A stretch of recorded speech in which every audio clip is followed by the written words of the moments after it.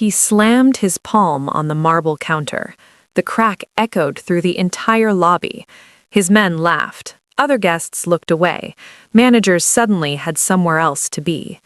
Young Jin Jo leaned across the desk, navy tattoos, navy suit, dead eyes, and switched into raw Busan dialect, thick, deliberate, the kind you only learn growing up in portside back alleys. He wasn't talking to Teresa. He was performing for his men, mocking her accent, her race, her uniform, every syllable designed to shrink her where she stood. She didn't flinch. She held the phone, quietly, and listened. Then he said it. One phrase, 4 words, something his men recognized and laughed at, because inside his organization, only insiders used it. Teresa's hand tightened around the receiver, not from fear, from recognition, because the last time she'd heard that phrase, she was hiding under loading pallets in a burning warehouse in Busan, and the man saying it was giving orders to kill her family. 3 years earlier, Busan. That's where this story really begins. 3 years earlier, Busan, South Korea. Teresa wasn't supposed to be there long. Her stepfather, Daniel, had taken a logistics job with a mid-size shipping company near the port.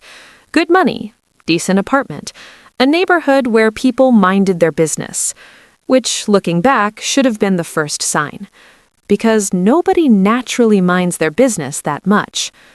Daniel handled freight documentation, shipment routing, timing schedules. Boring stuff, he'd say at dinner. Very boring stuff. He smiled too wide when he said it. The trucks that came to the warehouse late at night weren't on any schedule Teresa could find. She wasn't snooping, she just noticed things. Unmarked vehicles, no company logos, arriving past midnight, leaving before 4 a.m., the kind of quiet that has effort behind it. She noticed the visitors, too.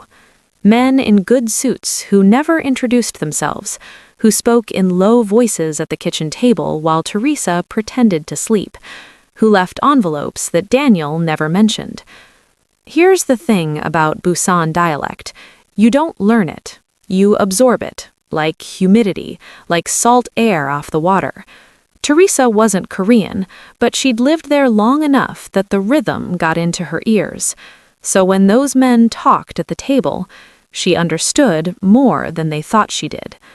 She heard names repeated with a specific kind of weight, the weight that means don't say that too loud. One name more than the others. Joe. Just Joe.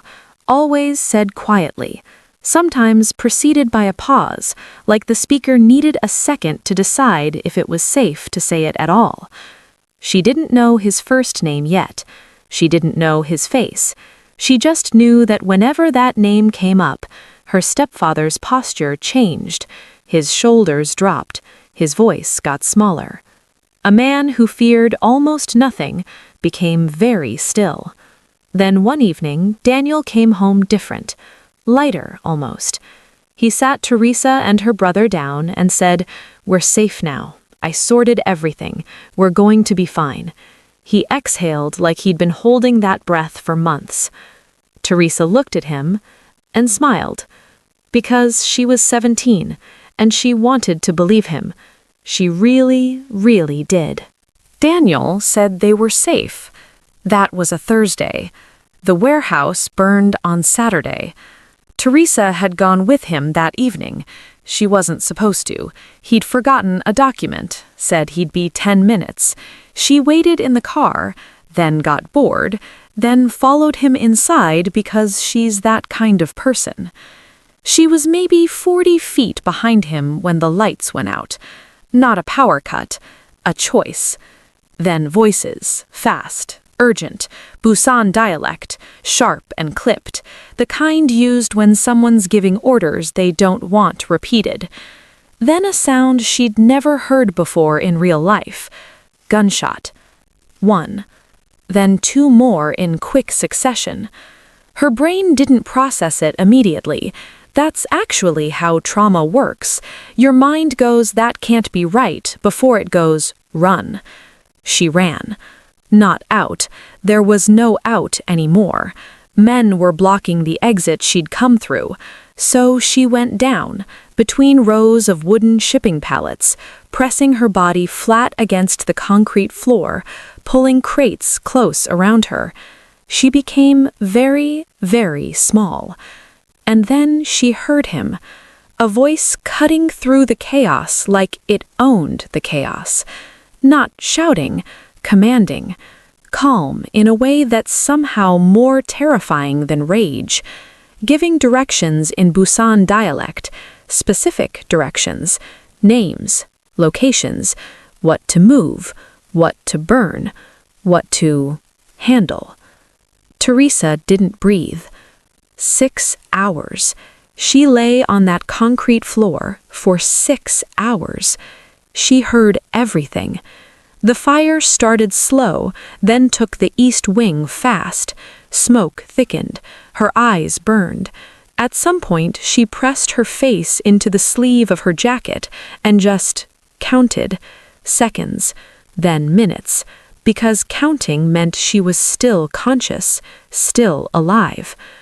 Emergency crews found her just before dawn, half buried under collapsed shelving.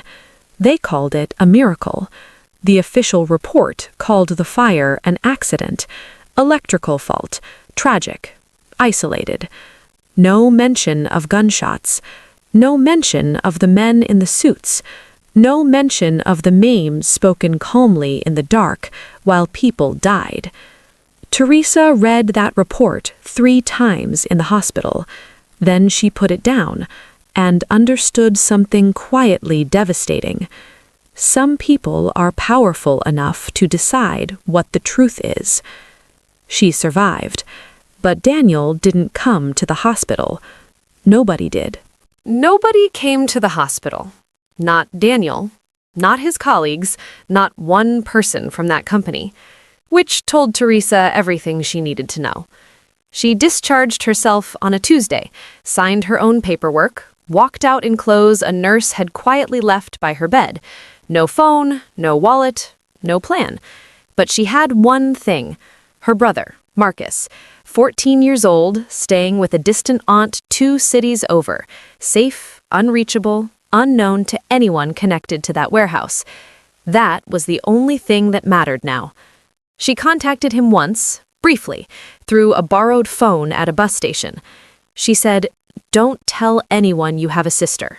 Not yet. Maybe not ever." He was quiet for a long moment. Then, okay. Just like that. No questions, because Marcus had always been smarter than his age suggested. Teresa made it to Seoul within a week. New name on paper, same face, same hands, same girl, just filed differently. She wasn't hiding in the dramatic sense. No disguises, no dyed hair, nothing that screams thriller movie. She hid the smart way. In public. Hotels specifically. Big ones, luxury ones, the kind with 40 cameras in the lobby alone, staff rotations every 6 hours, and guests powerful enough that any incident becomes an international headline. She figured, if you can't disappear, make yourself too visible to touch. She trained herself, quietly, over months. Composure under pressure, smile through provocation, never react first, never let them see you calculate. She studied people the way you study a language, patterns, rhythms, what they reveal when they think nobody's watching. She got very good at watching. Her one rule, the rule she wrote in the back of a notebook and then burned the notebook because she didn't need a reminder. As long as young Jin Joe doesn't know I survived, Marcus stays alive. Simple, clean, non-negotiable. For 3 years, it worked. No incidents, no close calls, no familiar faces walking through any lobby she stood in. She started to breathe normally again. Started to think maybe the past had moved on. Then, one evening shift, The revolving door turned, and in walked a man in a navy suit, neck tattoos, dead eyes, and 3 men behind him who laughed at everything he said. Teresa's hands went still on the keyboard. He didn't move on. He checked in. Here's the thing about dangerous people. They don't enter a room. They occupy it. Youngjin Joe didn't walk through that revolving door like a guest. He walked through it like the building had been waiting for him. Slow, deliberate, eyes moving across the lobby the way you scan something you already own. His men fanned out behind him instinctively. No instruction, just muscle memory. The lobby felt it before anyone processed it, that invisible pressure shift, like the temperature dropped 2 degrees without the AC doing anything. A junior staff member near the concierge desk actually took a small step back. Teresa noticed. She noticed everything. The senior manager on duty, Mr. Shin, 15 years in hospitality, unflappable, suddenly found urgent business in the back office. Just like that. Youngjin approached the front desk slowly, looking around the lobby like he was appraising it, running one finger along the edge of the marble counter the way you touch something before you decide if it's worth keeping. Then, his eyes landed on Teresa. He smiled. Not a warm smile, the kind that means this will be entertaining. He started talking, Busan Dialect, loud enough for his men, loud enough for nearby guests who had no idea what was being said, but could hear the tone just fine. He commented on her uniform, her accent when she'd greeted him, her face, her position behind a desk serving people like him. His men laughed on cue. Teresa kept her expression completely neutral. 3 years of practice for exactly this. Then, he leaned forward and said something to one of his men. Casual, throwaway, like he was just making conversation. He mentioned a port code, specific numbers, specific district. The same port, the same logistics route that ran through that warehouse in Busan 3 years ago.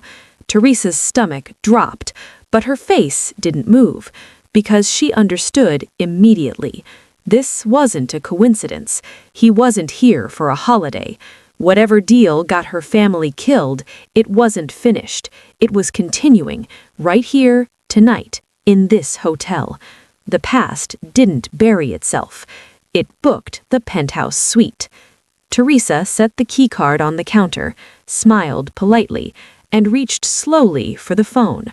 Not to call security, to think, because this night was going to end very differently than he planned.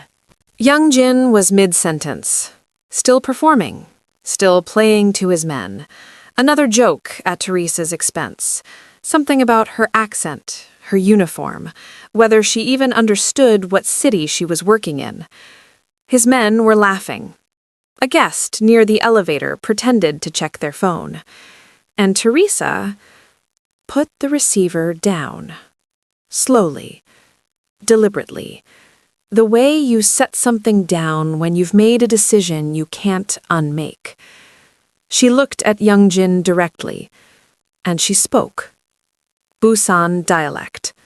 Flawless. Not textbook, not practiced in a classroom. The real thing. Port-side, gritty, the kind that lives in your ears after years of absorption. The laughter stopped. Instantly. Like someone cut the audio. One of his men actually took a half step forward, then stopped because even he didn't know what just happened. Youngjin's smile didn't disappear immediately. It took about 3 seconds. You could watch it leave his face, slowly, like heat leaving a room. His eyes sharpened. Teresa didn't blink. She said one sentence, calm, quiet, almost conversational. She referenced the warehouse.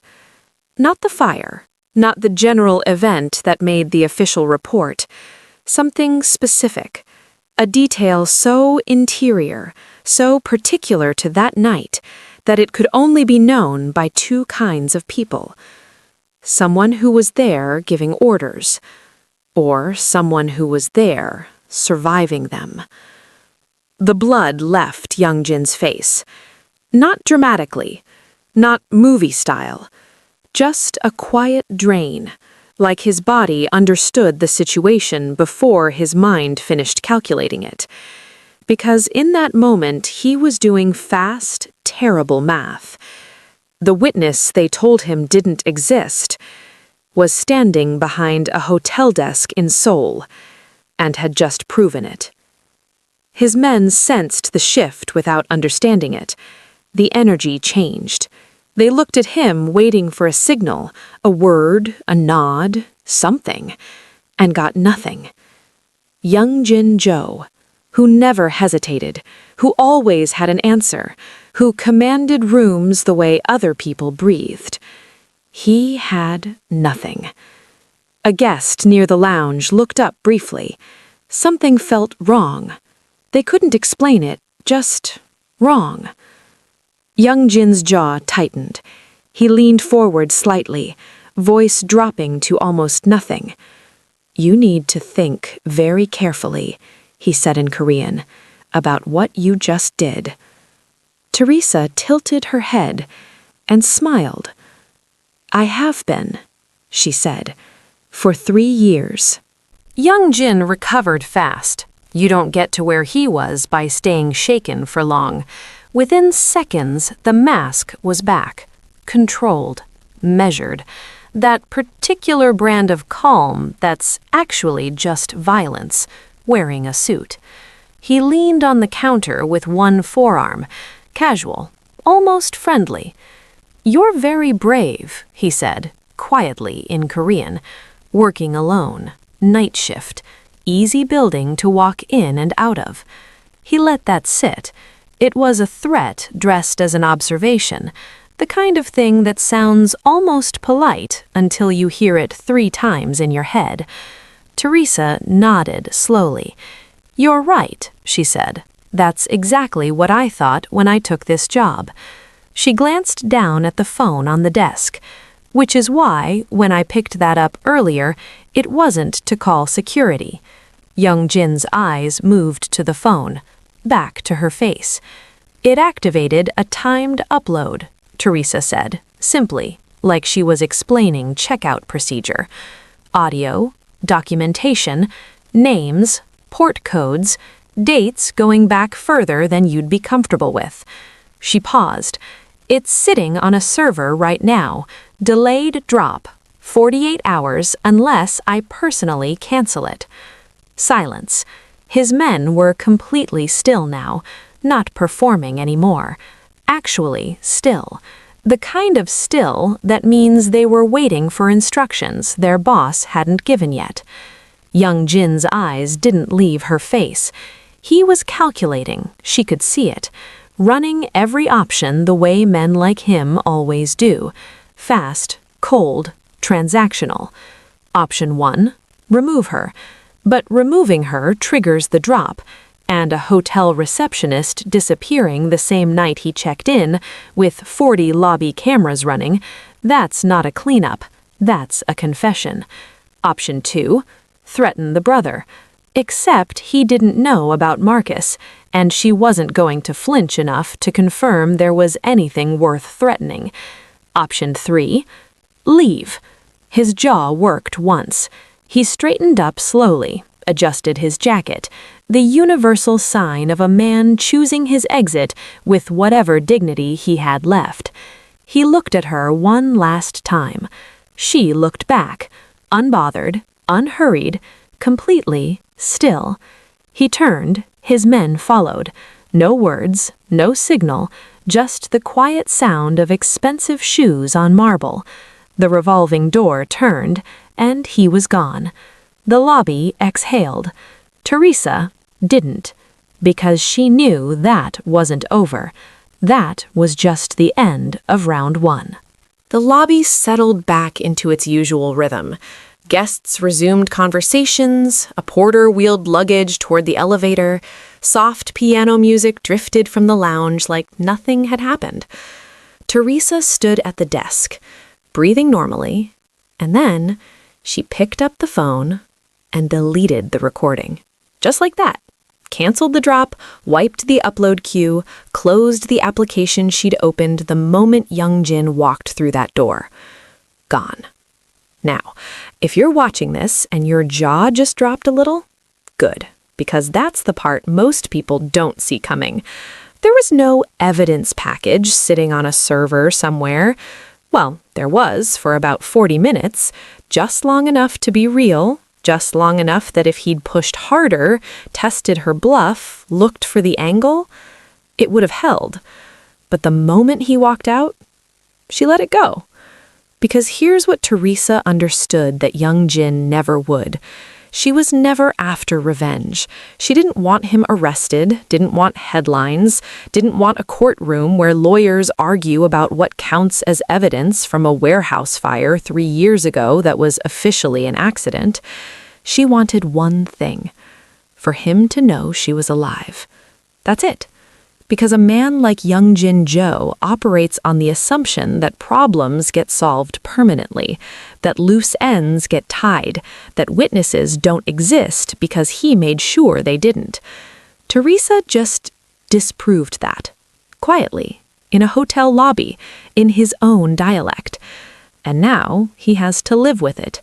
Every deal he closes, every room he walks into, every late-night meeting where someone says something that shouldn't leave the table, he's going to wonder, is she listening? Did she keep a copy? Does someone else know? That uncertainty is the sentence. Not prison, not exposure, doubt, forever. Teresa submitted her transfer request that same night. New hotel, different city, no hiding this time, different reason entirely. She wasn't running, she was just done with this particular lobby. She kept her name, her real name, full name, on her employee file, her badge, everything, because she'd earned the right to stop hiding it. For the first time in 3 years, she wasn't managing a secret. She was just living. Word reached people quietly, the way things do in certain circles. Young Jin Jo restructured his operations within a month. New routes, new contacts, fewer people in rooms when sensitive things got discussed. His inner circle noticed he'd become careful, unusually careful. A man who once barked orders across crowded spaces now preferred silence. Funny how that works. Teresa heard none of this directly. She didn't need to. She was already 3 cities away. New hotel, new lobby, same name on her badge. Her name, the one she was born with, the one she'd hidden for 3 years like it was something to be ashamed of. She wore it like it was always hers, because it was. She called Marcus that first week, told him he could breathe easier now. He asked why. She said she'd explain someday. He said, "Did you win?" She thought about it. "I survived," she said, which is better. Here's what this story is really about. It's not about revenge. It's not about being the loudest person in the room. It's about understanding that silence is a strategy and speaking is a choice. Teresa survived a massacre not by fighting back immediately, but by knowing when to be still and when to finally speak. That's the lesson. Power doesn't always announce itself. Sometimes it just waits. And if this story moved you, if Teresa's quiet strength hit different, then you already know what to do. Share this video with someone who needs to hear it. Because somewhere out there is a person staying silent when they should speak, or speaking when they should wait. This story might be exactly what shifts something in them. And if you're not subscribed yet, honestly, after sitting through Teresa's entire journey, the warehouse, the fear, the 3 years of survival, the least you can do is hit that button. She endured 6 hours on a cold concrete floor. You can handle 1 click. Subscribe. Share. Drop a comment below. Tell me, would you have deleted that recording?